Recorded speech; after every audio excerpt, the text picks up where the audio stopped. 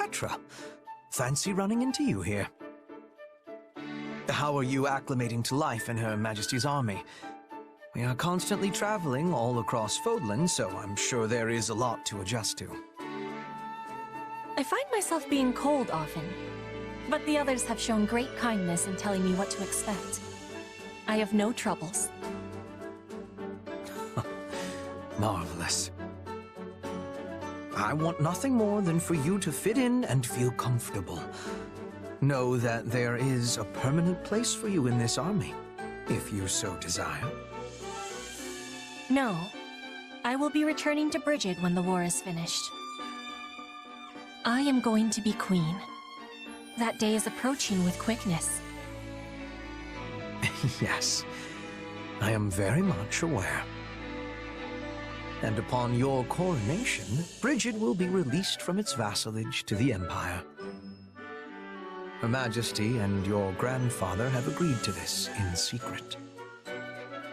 For having consideration of Brigid's interests, I give Lady Edelgard and Duke Gert my gratitude.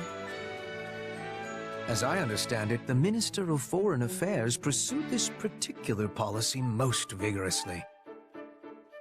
He has met with far more success, now that Lord Arundel is no longer around to impede him.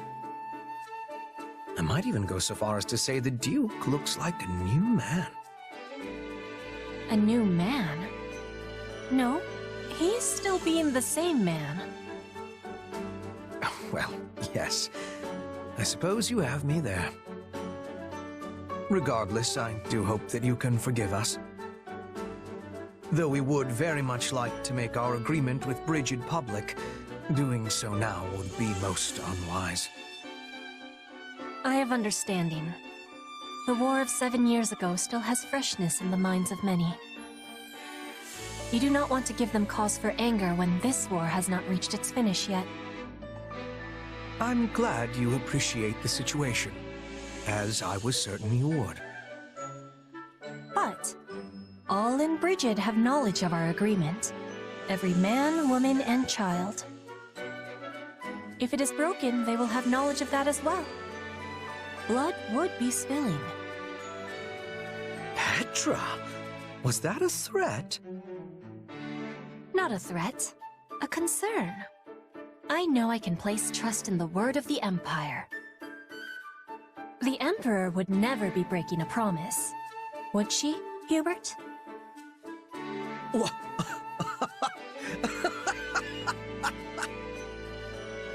I beg your pardon, Queen Petra. Clearly I failed to realize that you had already ascended the throne.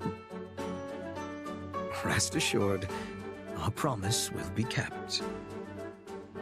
If Her Majesty and yourself are any example, the Empire and Brigid will support each other and walk into the future side by side.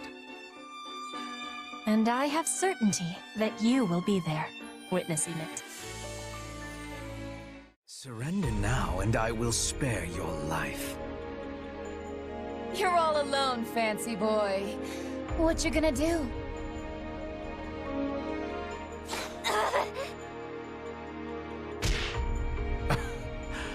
Oh, you are positively brutal.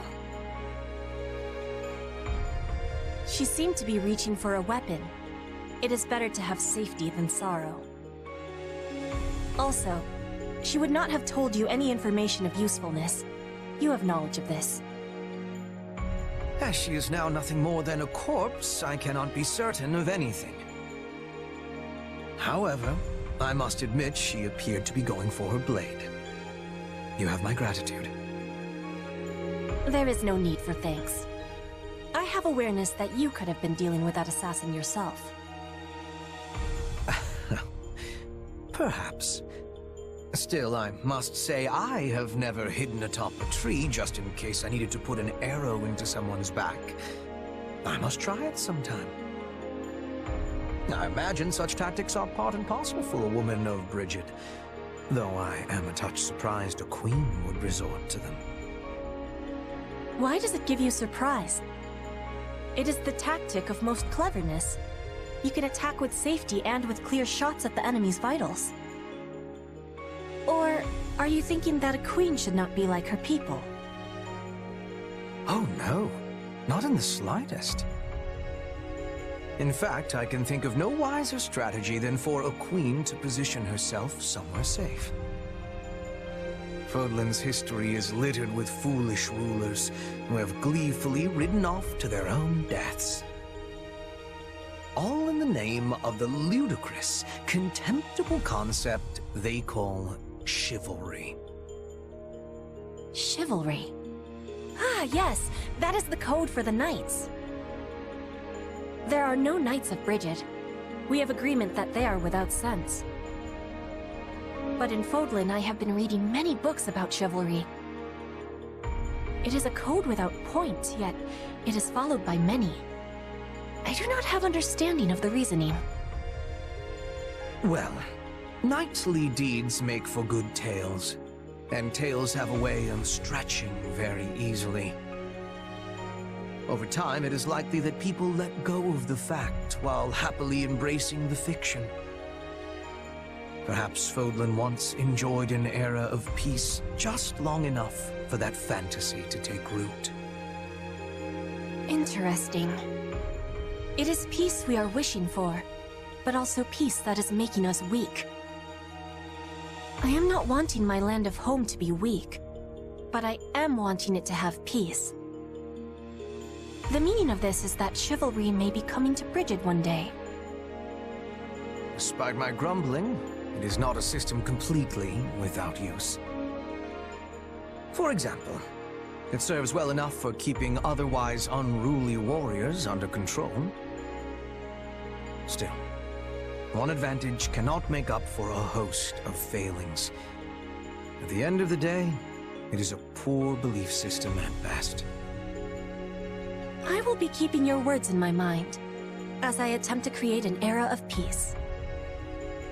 Yes, be gone with the tired old ways and usher in a new age for all. That is what we are fighting for.